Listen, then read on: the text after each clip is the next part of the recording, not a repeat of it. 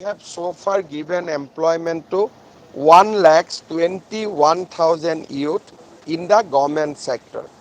I believe that by October we'll be able to give employment to another 40-50,000 youth, and this shows that how we are committed for overall improvement of the state of Assam.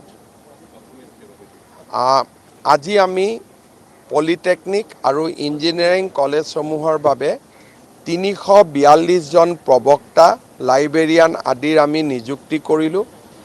1,00,000 নিযুক্তিৰ সংখ্যাই 1,21,000 অতিক্ৰম কৰিলে। অক্টোবৰত আমাৰ আৰু নিযুক্তি হ'ব 10 অক্টোবৰত।